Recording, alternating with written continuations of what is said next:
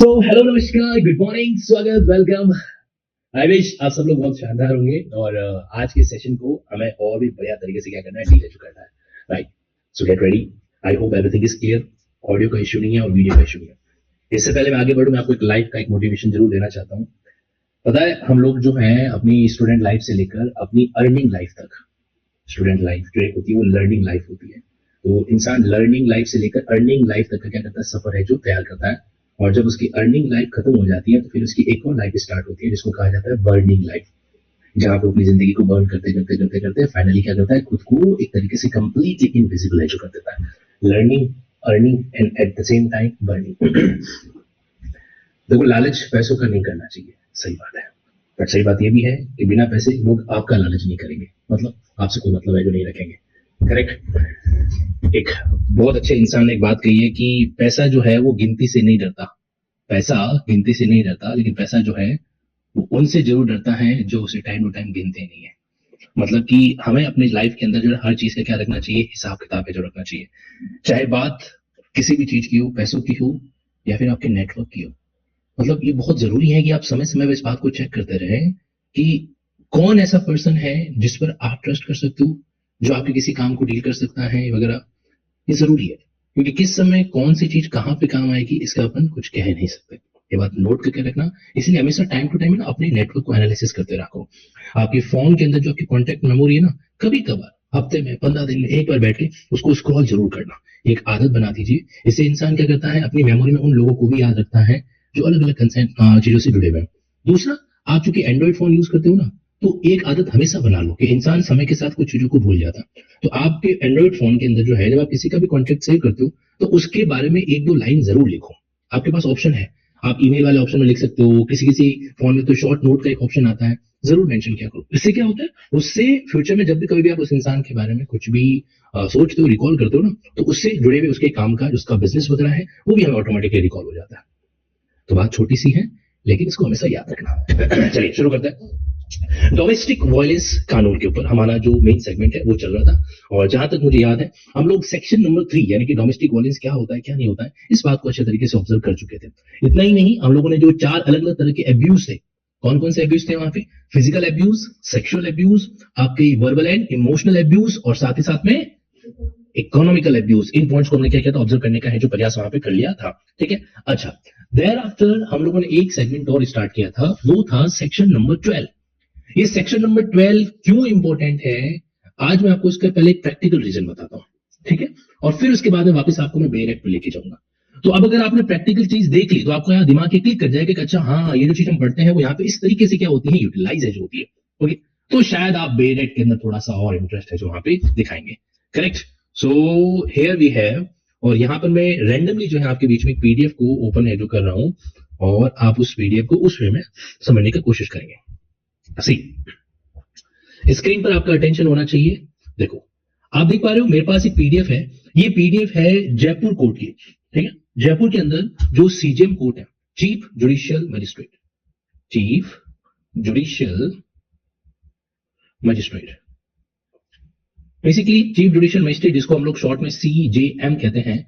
ये एक JM first class ही होते हैं, लेकिन सीनियर, जिन्होंने डेजिग्नेशन के अंदर अपना एक तरीके से प्रमोशन है जो ले रखा होता है। ठीक है, तो सीजेएम कोर्ट का एक कंसर्न है, इसमें आरजेएस हैं श्रीमती कुमकुम जी। लैंडेड मजिस्ट्रेट कौन है, कुमकुम जी।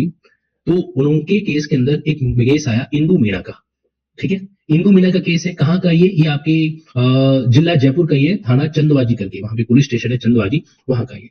उस किसके खिलाफ इन्होंने केस है जो कर रखा है, देखो, इंदू मीणा जो है वो पत्नी किसकी है, सुमन मीणा। अब आपको नाम यहाँ पर फीमेल का दिख रहा है, बट ये हस्बैंड है, और ये कौन है, ये वाइफ है। ठीक है, तो सुमन मीणा, पुत्री श्री अरमान। एक सेकंड रुको, वेट अ मिनट, यहाँ पे हस्बैंड नहीं है, यहाँ पे शायद सुमन का मतलब वो फीमेल वाला एंगल ही है, तो फिर इन्होंने पत्नी कैसे लिख दिया, और पत्नी अगर लिखा तो यहाँ पे पुत्र कैसे लिख दिया। ओके, ये क्या है कि सब मिक्सअप कर दिया इन्होंने, मैं बताता हूँ क्या सीन है। ये हस्बैंड ही है। तो सर ये पीछे पुत्री क्यों आया, एक्चुअल में क्या है, इंदू मीणा, इसको ब्रैकेट में डाल दो, अब पढ़ो। अब यहाँ पे भी हमारा ब्रैकेट मेथड काम करेगा। मतलब क्या हो गया, इंदू मीणा पुत्री हनुमान सहाय मीणा। तो ये जो इंदू मीणा है, इनके पिताजी जो है वो कौन है, हनुमान सहाय है। ठीक है, ये है इनके फादर, और ये जो है श्रीमान जी है जो इनके हस्बैंड ही है। ओके, नाउ तो इन्होंने अपने हस्बैंड के खिलाफ, ये मिस्टर हस्बैंड है, इनके खिलाफ, सुमन जो मीणा हस्बैंड है, इनके पिता का क्या नाम है, छाजूराम मीणा। ठीक है, और अपने ससुर के खिलाफ। ये कौन हो गए? इनके फादर इन लॉ है जो हो गए, ठीक है। और कौन है यहाँ पे? ये संतरा देवी कौन हो गई? ये मदर इन लॉ। रिश्ते पहचानने तो आते हैं कि नहीं आते हैं? ठीक है, नाम से पहचान लो, ठीक है। ये हो गई इनकी सासू माँ। तो उसने अपने हस्बैंड और सास ससुर के ऊपर केस है जो कर रखा। अब केस क्या था? That's not interested right now. क्या इंटरेस्टेड है? ये वाला पॉइंट है। आपको इधर अपनी नजर है जो पूरी रखनी है। प्रैक्टिस का जन्म हमेशा थ्योरी से होता है। ये बात उन लोगों को जरूर बताना जो ये कहते हैं क्या कि चप्पलें घिसोगे तब जाके वकालत है जो सीखोगे। हाँ, नो डाउट हम चप्पल घिसेंगे। चप्पल के हम जूते घिसेंगे यार, मतलब चप्पल पहन के कोट पहन जाता है, हम क्या करेंगे? जूते घिसेंगे, वो भी ब्लैक वाले, वो भी एकदम फॉर्मल सूट चमचमाते हुए, ठीक है। तो यहां पर आपको इस पॉइंट पे ध्यान रखना है। क्या लिखा हुआ है? परिवाद अंतर्गत धारा 12 घरेलू हिंसा महिला संरक्षण अधिनियम। इट मींस ये जो कंप्लेन है, परिवाद का मतलब क्या होता है कि जो कंप्लेन लॉन्च की गई कौन से सेक्शन के अंदर? सेक्शन नंबर 12 के अंदर। तो सेक्शन 12 जो है ना, वो एक प्रोसीजरल ओरिजिन है। क्या है? Procedural origin. जहां से क्या होता है? जहां से किसी भी चीज की शुरुआत है जो होती है, and that we need to understand. वही हमें अच्छे तरीके से क्या करना, ऑब्जर्व है जो करना है आज की क्लास के अंदर भी और प्रैक्टिकली भी। तो डोमेस्टिक वायलेंस के लिए जो कोर्ट में आप इस्तगासा फाइल करते हो, जो कंप्लेन है जो फाइल करते हो, वो कौन से सेक्शन में करते हो? सेक्शन नंबर 12 में की जाती है। ये बात आपको याद रखनी है, सबसे पहला पॉइंट। अब इस केस में क्या हुआ क्या नहीं हुआ वो अपन किसी और दिन डिस्कस करेंगे, ठीक है। अब आप सीधा आ जाओ मेन मुद्दे पर। ये देखो जी, यहां पर हम लोग मेरे ख्याल से सेक्शन 12 को डील कर रहे थे, if I am not wrong. तो सेक्शन 12 हमने कंप्लीट कर दिया था या पेंडिंग था? जहां तक मेरी जानकारी हम कर चुके हैं, क्योंकि हमने इसके बकायदा एक एक कीवर्ड भी जो है वहां पर मेंशन करवाए थे। क्या किया था? एक एक कीवर्ड को भी वहां पे एक तरीके से मेंशन है जो कर रखा था। तो सेक्शन 12 हमारा कंप्लीट हो गया था। और आपको सेक्शन 12 इसलिए याद रखना है क्योंकि जो भी एप्लीकेशन फाइल की जाएगी मजिस्ट्रेट के सामने, देखो लिखा हुआ भी है, अगर आप ध्यान से पढ़ पा रहे हैं तो यहाँ पे लिखा हुआ भी, क्या लिखा हुआ है? An application to the magistrate लिखा हुआ है।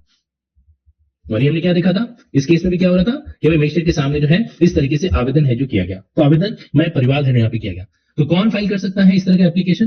तो प्रोटेक्शन ऑफिसर भी कर सकता है, और साथ ही साथ लिखा हुआ है कि एनी अदर पर्सन भी कर सकता है, और एग्रीड पर्सन खुद भी कर सकता है। तो देखो बीच बीच में और लगा रखा 1 2। तो आपसे पूछा जाए कि भाई कौन फाइल कर सकता है? तो number 1 agreed person, number 2 protection officer, और कोई अदर पर्सन भी कर सकता है। किसके बिहाफ पर? एग्रीड पर्सन के बिहाफ पर। यानी कि लड़की की जगह पे क्या उसका फादर भी कर सकता है क्या? हाँ बिल्कुल कर सकता है। तो ये पॉइंट आपके सामने यहां पर है। इस वाले केस में किसने फाइल किया है? इस वाले केस में उस महिला ने खुद नहीं फाइल किया। हिंदू मीना जो है वो कौन है? वो एग्रीव्ड पर्सन है, इसने खुद नहीं क्या किया, इसको फाइल है जो कर रखा है। चलिए अब आप आ जाइए सेक्शन नंबर 13 पे। क्या क्या प्रोसीडिंग होती है, कार्रवाई क्या होती है, उसको समझने की कोशिश करना। जैसे ही आपने इस तरीके का कंप्लेन लॉन्च किया, अच्छा देखो क्या इस केस में एफआईआर हो रही है क्या? नहीं, एफआईआर नहीं हो रही है। अगर आप एफआईआर की सेक्शन इस्तेमाल करना चाहते हो तो फिर आपको भारतीय न्याय संहिता के अंदर जो क्रुएल्टी वगैरह का सेगमेंट है वो डील करना पड़ेगा। मैं आपको बताना चाहता हूं मैरिटल केसेस में इन जनरल क्रुएल्टी का मामला एक अलग हो गया, डॉवरी डेथ का मामला है जो अलग हो गया, या abetment of suicide by married woman उसका एक केस अलग हो गया। अदरवाइज मैट्रिमोनियल केसेस के अंदर पुलिस एफआईआर नहीं करती है। पुलिस का ये मानना होता है कि यार पारिवारिक विवाद है, अब हम लोग एफआईआर दर्ज करेंगे, 2 दिन बाद ये लोग खुद आएंगे बोलेंगे कि हमारा तो विवाद सॉर्ट आउट है जो हो गया, सोनसो वगैरह वगैरह। इसलिए जब तक उस मामले के अंदर उनको वाली गंभीरता दिखाई नहीं देती तब तक वो इस तरीके से एफआईआर लॉज है जो नहीं करती। अब कोई वकील साहब करवा दे तो एक अलग बात है, ठीक है। नाउ मूविंग एड, अब आप जरा सोचने की समझने की कोशिश कीजिएगा। तो आपने सेक्शन 12 का एप्लीकेशन लगा दिया, फाइल है जो हो गया। वहां पे जितने भी फीमेल पर्सन इस क्लास को देख रहे हैं, मैं आपको एक बात बताना चाहता हूँ। संजोग बस क्या हुआ कि कुछ दिन पहले या कल की बात ही बता रहा हूँ, मैं जयपुर में था और ऐसी कैजुअल विजिट जो होती है ना कई बार कोर्ट वगैरह की, तो वहां पे मैं गया था। इसको लिए आप भी कह सकते हैं मेरी पेशी की तारीख थी, हियरिंग थी, डेट, ऐसी कैजुअल मीटिंग था वहां पे। तो वहां पे मेरे को एक कैंडिडेट्स मिले, if I am not wrong her name was Himanshi, है ना। वो पहले जुडिशियल एस्पिरेंट थे, ठीक, जुडिशियल एस्पिरेंट थे और जुडिशरी की तैयारी है जो कर रहे थे। संजोग ऐसा रहा कि उनका जुडिशरी के अंदर सिलेक्शन नहीं हुआ। ये कहानी मैं आपको इसलिए सुना रहा हूँ कि कई बार जीवन के अंदर ना हमारे पास दूसरे कुछ लोग होने चाहिए जो हमको ये बताए कि भाई अगर तुम खुद को ये नहीं बना पाओ तो तुम्हारे पास ये ऑप्शन भी है।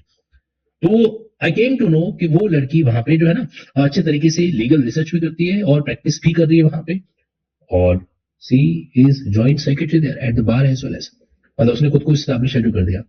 और आई वाज टोटली सरप्राइज कि भाई ये वहां से जुडिशरी की क्लासेस अपने से ले चुके हैं, डील कर चुके हैं। तो उनके वर्ड्स थे कि सर जो सीखा है वो सीखने के बाद अप्लाई कैसे करना है ये भी मैंने आपसे सीखा। ऐसा करके उन्होंने बात कही। खैर कोई इंसान किसी के लिए कुछ नहीं करता, सब माध्यम बनते हैं। असली में तो इंसान को जब हिम्मत नहीं आता ना तभी आगे बढ़ पाता है। तो वही चीज वहां पे रही। तो उन्होंने अपनी लाइफ का पार्ट 2 है जो स्टार्ट कर दिया और जो कि अच्छा चल रहा है, she is earning a good amount as well as. तो मेरा कहने का मतलब ये होता है कि लाइफ में खुद को इतना कॉम्पिटेंट बनाओ कि अगर एक ऑप्शन पूरा नहीं हो तो हम दूसरे ऑप्शन के जरिए डंके की चोट अपनी जिंदगी को जी सकें। कॉवर्डशिप लाना या कायरता दिखाना ये अपनी चॉइस है ना, हम इस बात का हमेशा ध्यान रखना। नाउ मूविंग अहेड, अब बताइए तो यहाँ पे क्या हुआ, इस तरीके से कंप्लेंट फाइल होने के बाद तो अभी प्रोसीजर भी समझ लेना, क्योंकि डोमेस्टिक वायलेंस के केसेस में अक्सर एक महिला एक फीमेल एडवोकेट को सर्च करती है इन जनरल। अब नहीं मिलती है कोई कॉम्पिटेंट फीमेल एडवोकेट तो फिर मेल एडवोकेट को प्रेफर करना पसंद है जो करती है। और सिक्के का दूसरा पहलू, जिस व्यक्ति के खिलाफ केस दर्ज हुआ है ना, वो भी फीमेल एडवोकेट सर्च करता है। ऐसा क्यों? आप में से किसी के पास मेरे सवाल का जवाब है? बताइए। Any one of you have the answer of this question? जिस महिला के साथ डोमेस्टिक वायलेंस हुआ है वो भी फीमेल एडवोकेट सर्च कर रही है, और जिसके खिलाफ डोमेस्टिक वायलेंस का केस चल रहा है वो भी फीमेल एडवोकेट सर्च कर रहा है। देखो पहले वाला लॉजिक तो आपको समझ में आ गया होगा कि एक महिला को जो है महिला एडवोकेट के ऊपर ज्यादा भरोसा होता है, चाहे इसको इमोशनली समझो या किसी और वे के अंदर जो समझिए। दूसरा क्या होता है, दूसरा ये होता है कि आदमी जब किसी केस में फंसाया जाता है, ऐसा केस जो महिला के खिलाफ हो, मैं आपको बहुत रियलिटी वाली बात बता रहा हूं, एकदम प्रैक्टिकल। तो क्या होता है, अगर मान लीजिए सपोज आई एम मैन और मेरे खिलाफ कोई ऐसा मामला है जो दर्ज हुआ है, ऑफेंस अगेंस्ट फीमेल वाला कोई ऐसा कोई सीन है, और मैंने अपनी जो एडवोकेट है वो एक फीमेल एडवोकेट रखी हुई है। तो पता है जब प्रोसीडिंग के दौरान कोई ऐसा एलिगेशन आएगा, कोई ऐसा एलिगेशन आया जो मेल के लिए वापस बोलना एक अलग डिग्निटीफुल ऑफेंस हो जाता है ओपन कोर्ट के अंदर, वहां पे वो फीमेल बिंदास बोल देगी और उसको इसको जज भी नहीं करेगा।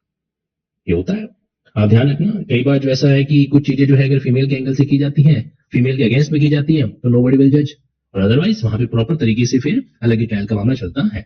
तो आप ही कह सकते हैं कि हमें कोर्ट का एक ह्यूमन बिहेवियर वाला चीज जो है वो फेवर में मिल जाता है, दैट यू कैन से। आप चेक करना, आज के बाद कभी भी आप इस तरह की कोई भी हियरिंग अटेंड करते हो ना, तो वहां पे ये जरूर ऑब्जर्व करना कि मेल फीमेल होने का क्या क्या फायदा वहां पर आपको देखने को मिल सकता है। क्योंकि मेल बोलता है कि साहब औरत है, नहीं कमा रही है, तो घर पे क्या खाना तो बनाएगी ना, एक लिए कहा जाएगा। और वही स्टेटमेंट फीमेल कहती है कि सर अगर मैं एक महिला हूं और अगर मैं मान लीजिए अपनी लाइफ के अंदर जो है किसी तरह की अर्निंग स्टेज को जानबूझ के नहीं करना चाहती हूँ, तो परिवार को सहयोग करने के लिए अगर मैं अपने परिवार के सदस्यों के लिए, खासकर परिवार का वो सदस्य जो बाहर जाके पैसा ला रहा है, जिसके सहारे परिवार चल रहा है, उसके लिए अगर मैं सुबह या शाम का खाना बनाती हूँ, तो क्या यहाँ पर मेरा स्टेटस नौकरानी वाला हो जाएगा? तब तो फिर मेरा पति भी मेरे लिए नौकरी है जो बाहर जाके पैसा कमा रहा है। अब ये बात फीमेल ने कह दी। आप अंतर समझ रहे हो दोनों पॉइंट ऑफ व्यू का? मतलब कि अब जब आप ये सुन रहे थे ना, मेरी मेल वॉइस है, बट फिर भी आपके कानों के अंदर एक फीमेल एडवोकेट की इमेजिनेशन हो रही थी, हाँ या ना? यस और नो? क्या ऐसा हो रहा था? मतलब मैं अपनी मेल वॉइस में बोल रहा था कि वो फीमेल एडवोकेट ऐसा ऐसा ऐसा कह रही है, और आपका माइंड ऑटोमेटिकली अपने माइंड के अंदर एक फीमेल एडवोकेट की इमेजिनेशन के साथ में उसको सुन रहा था। This is the power of human nature.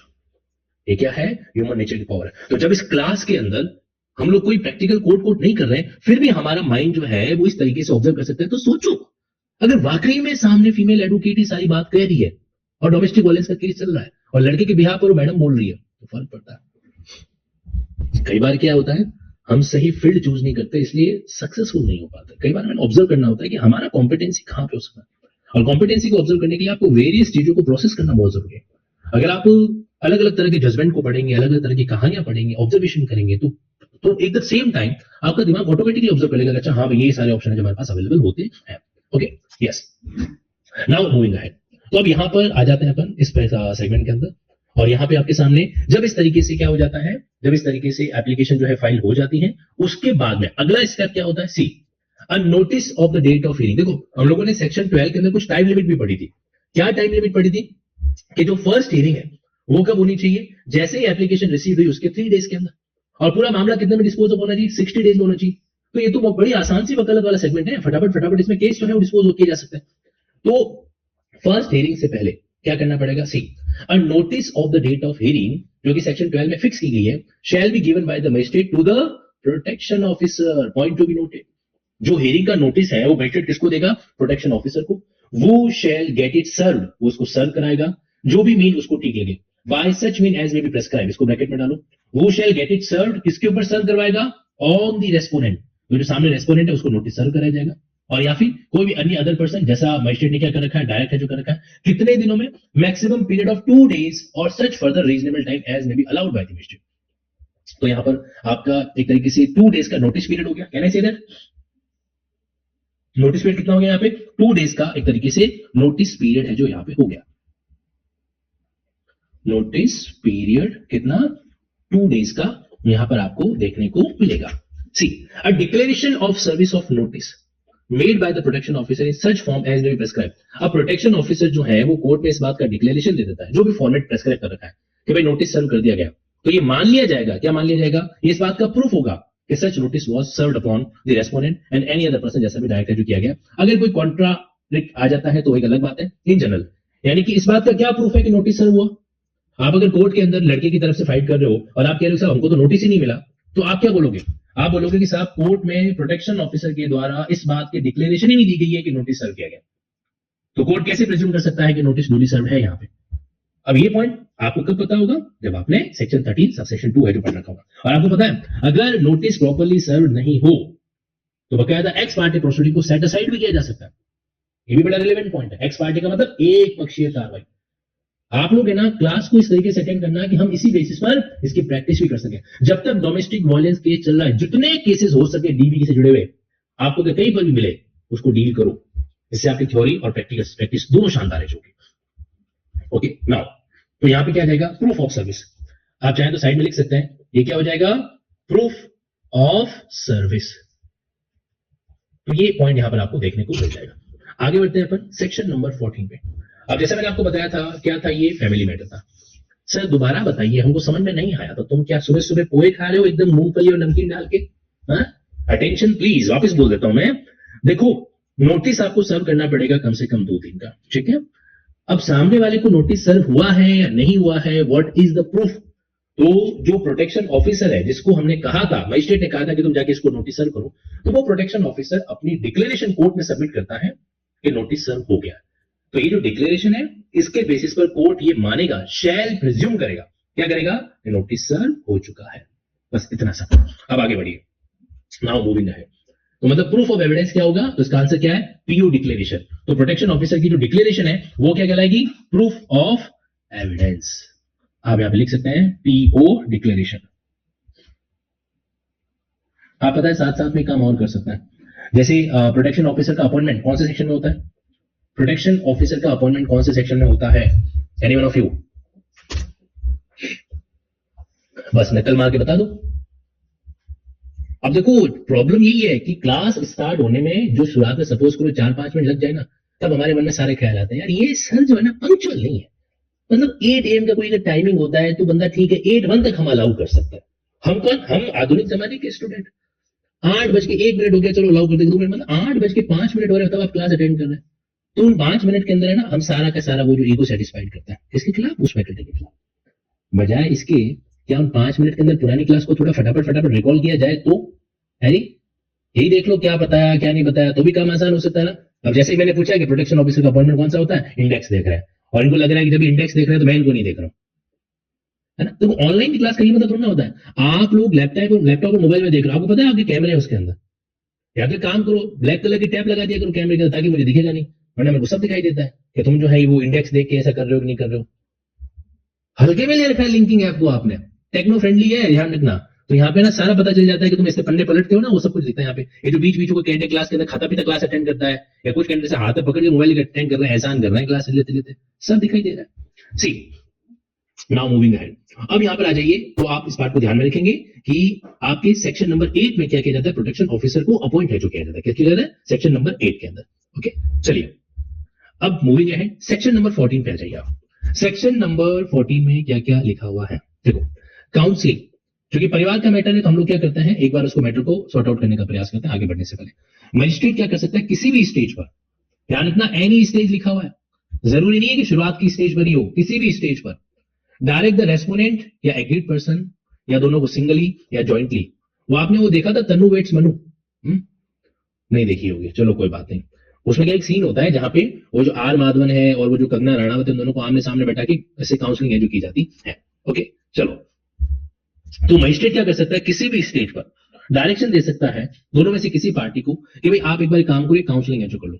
Counselling किसके साथ, अब ध्यान से सुनना, पिक्चर में किसका रोल आ रहा है, सर्विस प्रोवाइडर के साथ। अभी सर्विस प्रोवाइडर कौन होगा, जिसके पास वो सारी क्वालिफिकेशन होगी जो कानून या सरकार के द्वारा रूल्स बना के प्रेस्क्राइब है जो की जाए। तो यहां पे बड़ी इंपॉर्टेंट बात है कि आप क्या कर रहे हो, आप एक तरीके से उसकी काउंसलिंग है जो करवा रहे हो किसके, सर्विस प्रोवाइडर के जरिए। अब मैं आपको लेके चलता हूँ सर्विस प्रोवाइडर के पास में।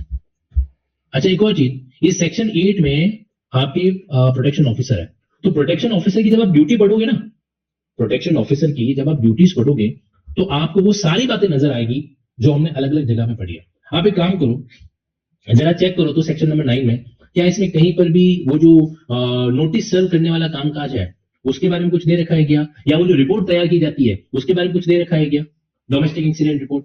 अब आप देखो सेक्शन 9(1)(a), सेक्शन 9(1)(a) क्या लिखा हुआ है, मजिस्ट्रेट को असिस्ट करना। तो पहला उसका ड्यूटी क्या है, मजिस्ट्रेट की मदद करना ताकि मजिस्ट्रेट अपने कामकाज को डील एजू कर सके।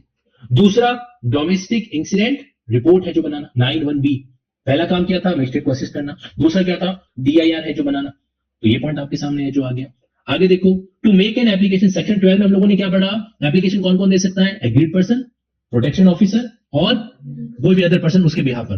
तो आप देखो क्या ये जो क्लॉज C है, क्या मैं इसको सेक्शन 12 के साथ लिंक नहीं कर सकता। सेक्शन 12 का सबसेक्शन 1 इसी के बारे में तो बात करता है, सेक्शन 12 सब सेक्शन 1 ये इस पॉइंट से कनेक्ट होता है। और इतना ही नहीं, जब आप सेक्शन 12 को ऑब्जर्व कर रहे थे तो सेक्शन 12 के अंदर क्या आपके सामने ये वर्ड नहीं आया था, can you see that, domestic incident report. तो यहां पर ये जो पॉइंट आ रहा है इसको भी आप इसके साथ कनेक्ट कर सकते हैं कि भाई यहां पे आपके सामने ये जो पॉइंट है ये कहां से कनेक्ट होता है, ये आपके सेक्शन 12(1) के प्रोविजो से कनेक्ट होता है। 12(1) का जो प्रोविजो है वो यहां से कनेक्ट आपके बीच में जो हो गया। और फिर लीगल एड का अलग पॉइंट हो गया।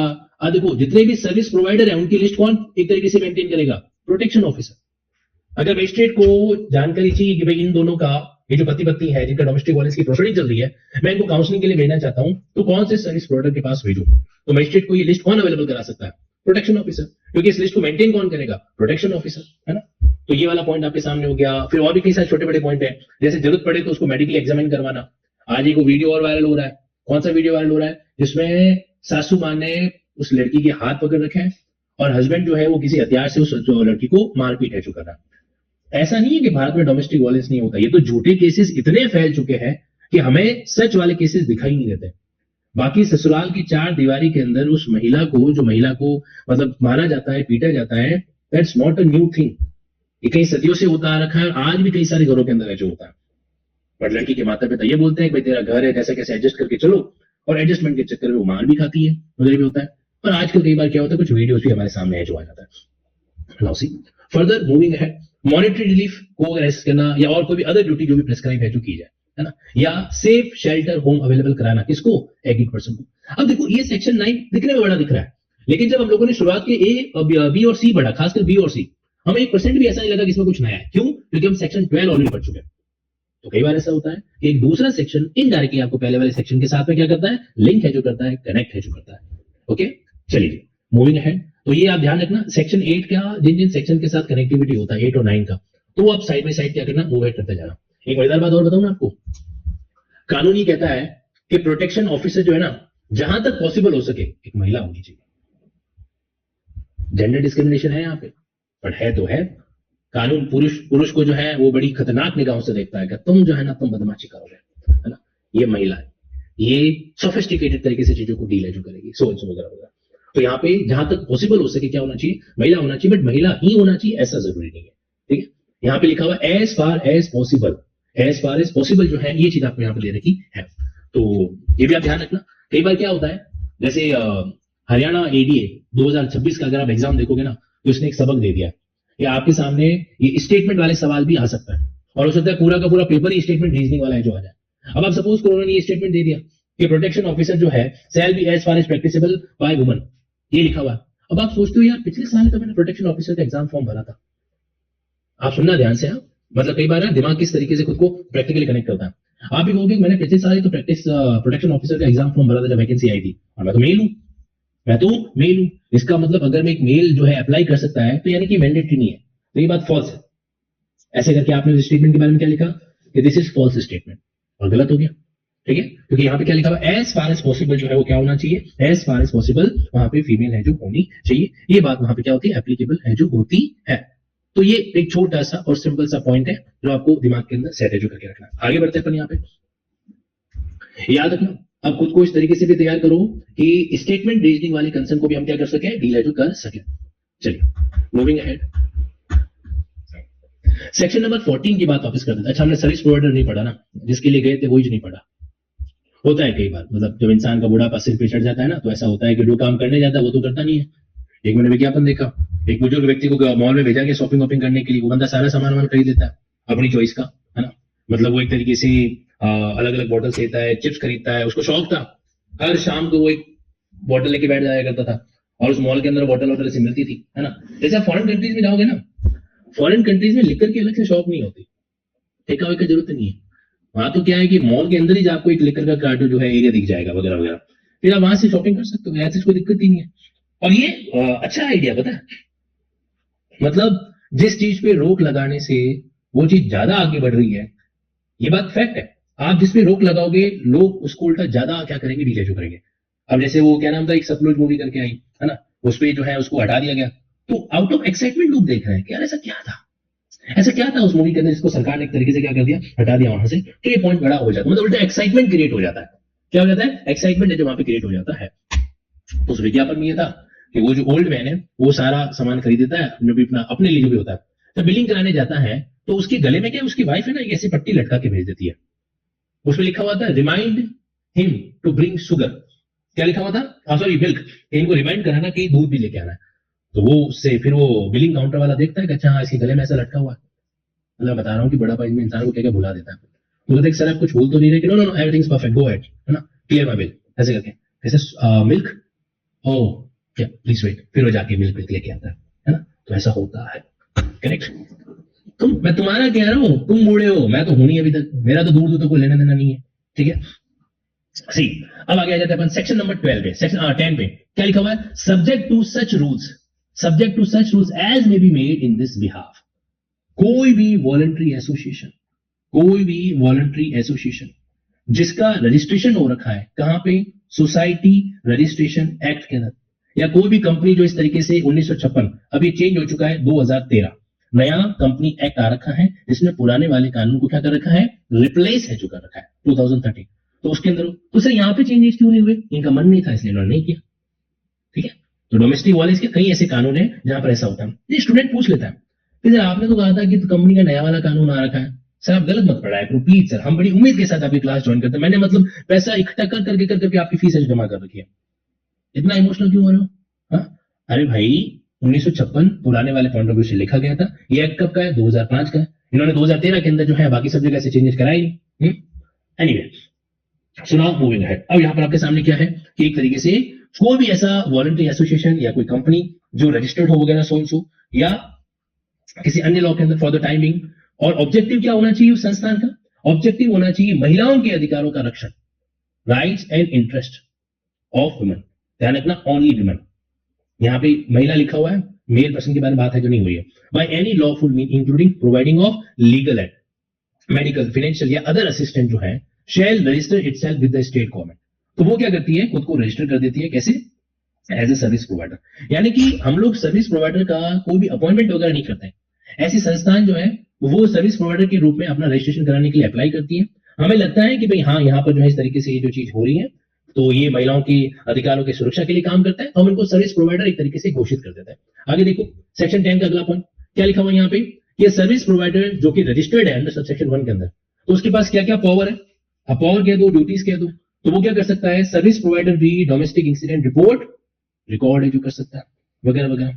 Get the aggrieved person medically examine, जो काम प्रोटेक्शन ऑफिसर कर सकता है वही वाला काम ये भी कर सकता है, उसको मेडिकल एग्जामिन, जैसे कोई महिला है उस बेचारी की हालत ऐसी हो रखी है तो उसको क्या करा सकता है, वो हॉस्पिटल में जाकर उसका इलाज जो करा सकता है, और इंश्योर करता है कि उस एग्रीड महिला को, जिसको उसके ससुराल वालों ने मारपीट करके बाहर निकालने को जैसा है जो कर दिया, तो वो उसको शेल्टर होम लेके जाता है if she so required and forward a report of the lodging of aggrieved person. कई बार होता है ना कि वो महिला कहती है कि नहीं मैं ससुराल नहीं जाऊंगी, और पियर भी नहीं जाऊंगी, माँ बाप ने क्या रखा है कि तू जाना तेरा फिर ससुराल जाना है, तो वहां भी तो फिर उसको शेल्टर होम में लेके जाना है ना।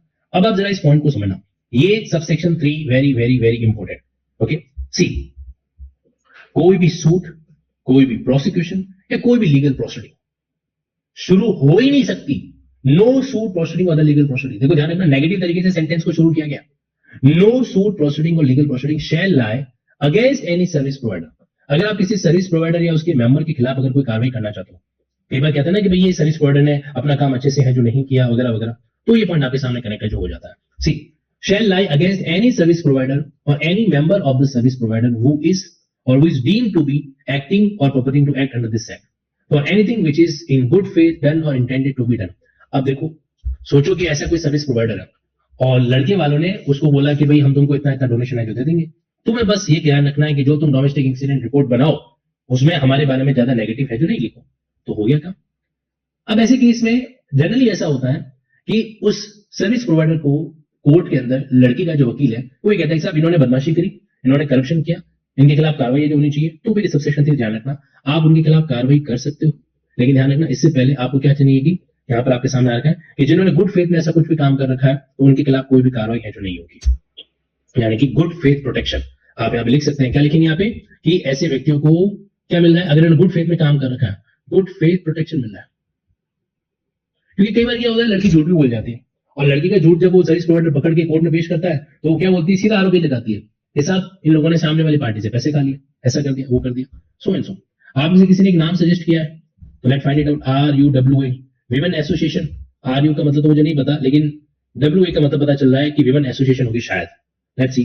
तो यहाँ पे कोई है क्या ऐसा, वेबसाइट बनी हुई इनकी RUA women association at Jaipur Rajasthan. मतलब मैं आपको इसलिए दिखा रहा हूं, अगर बाइच में ऐसा कुछ है जो फाइंड आउट हो जाता है तो फिर वो शिवाड़ आपके सामने आ जाएगी, और नहीं तो आप थोड़ा इसमें क्या कर सकते हैं, जो महिला बाल विकास की जो वेबसाइट है ना, महिला और बाल विकास की जो वेबसाइट है वहां पे भी अगर आप जाएंगे तो वहां पर आपको कुछ कुछ लिस्ट ऑफ सर्विस प्रोवाइडर देखने को मिल जाएगी। दिखाऊंगे आप लोगों को, दिखाई देता है list of service provider in Rajasthan, और साथ में ये भी ऐड कर देते हैं for domestic violence under domestic violence act. चलिए जी, तो यहाँ पे ये महिला सलाह सुरक्षा वगैरह क्या, ये तो वेबसाइट पे आ जाए अपन। अब ये जो हमारे राजस्थान सरकार की वेबसाइट है, Rajasthan state commission for women करके, तो इसमें भी आपको कुछ ना कुछ देखने को मिल सकता है, अगर आप फाइंड आउट है जो करेंगे तो ये चीज है। आप रिसर्च करना, कुछ ना कुछ आपको बढ़िया से मिल जाएगा इसके अंदर। लाइब्रेरी, उसके बाद में सर्विसेज, महिला सलाह सुरक्षा, ऑनलाइन कंप्लेन, कॉग्निजेंस, रिहेबिलिटेशन वगैरह वगैरह, that you will find out. चलिए आप ट्राई कीजिएगा इस चीज को लेकर। अब मैं आ जाता हूँ वापस मेन मुद्दे पर। यहां पर आप लोगों को एक बात समझिए, अच्छा इन्होंने एक नाम सजेस्ट कर रखा है, वो भी देख लेते हैं, मिल जाता है तो। राजस्थान यूनिवर्सिटी वुमेन एसोसिएशन, ये देखो विमेन एसोसिएशन राजस्थान यूनिवर्सिटी, तो non political social service oriented volunteer women organisation 400 women members from the university. तो ये इन्होंने यूनिवर्सिटी की वेबसाइट के अंदर मेंशन कर रखा है, बट क्या ये रजिस्टर्ड है कि नहीं, I am not sure about it. हो सकता है रजिस्ट्रेशन है जो करवा रखा उनका, तो आप चाहे तो इस बारे में थोड़ी रिसर्च है जो कर सकते हैं। RUWA Rajasthan university women association, तो मैं सीधा सर्च कर लेता हूँ क्या ये सर्विस प्रोवाइडर के रूप में है क्या, सोशल सर्विस है, ठीक बात है, और नहीं रजिस्टर्ड हो सकता है बट अपेरेंटली नहीं लग रहा है। Anyway get back to the main thing, तो ये आपके सर्विस प्रोवाइडर का सेक्शन 10 है। हम वापस प्रोसीजर पे आ जाते हैं। तो प्रोसीजर में क्या था, काउंसलिंग कौन करवाएगा, सर्विस प्रोवाइडर। मजिस्ट्रेट डायरेक्शन देगा कि जाके इनको काउंसलिंग है जो कराओ, किसके पास, सर्विस प्रोवाइडर के पास। तो आप इस सर्विस प्रोवाइडर का पॉइंट याद रखना, कौन सा सेक्शन है, सेक्शन नंबर 10 जो है वो यहां से क्या होता है, कनेक्ट है जो होता है। फिर 14 का सबसेक्शन 2 क्या कह रहा है, where the magistrate has issued direction, तो फिर वो क्या करेगा, अगले 2 महीनों में डेट फिक्स करेगा। नेक्स्ट डेट ऑफ हियरिंग जो है वो 2 मंथ में। जब भी आप इस तरीके से किसी महिला वगैरह को भेजते हो कि भाई तुम जाके एक बार काउंसलिंग कर लो, या आदमी को भेजते हो, तो फिर वापस जो है अगले 2 महीनों के अंदर नेक्स्ट हियरिंग की डेट है जो लगाई जाएगी। ठीक बात है। अच्छा, जब ये चीज कराई जाती है तो हम लोग एक्सपर्ट की सहायता भी लेते हैं। देखो 15 और 16 ये कोई नया पार्ट नहीं है, ये सिर्फ आपके सामने एडिशनल चीजों को क्या करता है, बयां है जो करता है। अगर मान लीजिए अगर कोई भी प्रोसीडिंग में मजिस्ट्रेट में secure the services of such person, यहाँ पे भी कौन होनी चाहिए, प्रेफरेबली एक महिला है जो होनी चाहिए। वो उसका क्या नाम था उस लेडी का, हरियाणा महिला आयोग की जो चेयरमैन थी, जिसने वो क्या नाम था उसका, बादशाह के गाने पर बैंड बजाई थी। और फिर उसके बाद में वो किसी हॉस्पिटल में गई थी, तो हॉस्पिटल के अंदर भी ऐसा कुछ हुआ कि वहां पे जितने भी नर्सेस थी उन्होंने उसको डांट लगाया कि तुम्हारी अगर बेटी होती तो भी क्या तुम ऐसे करके किसी को डॉक्टर के पास छोड़ देते क्या।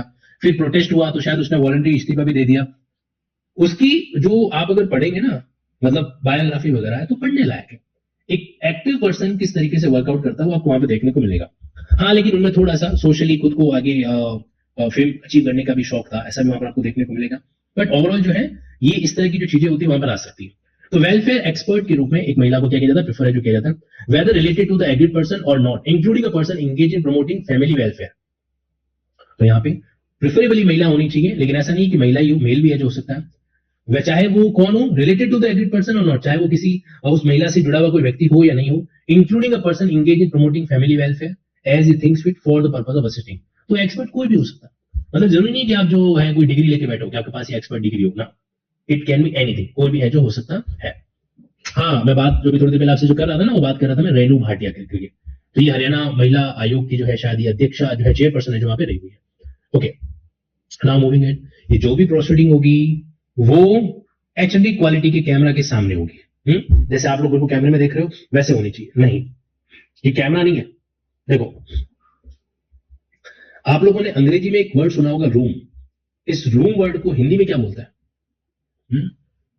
इस रूम वर्ड को बोला जाता है कमरा। सुना है? क्या बोला जाता है? कमरा।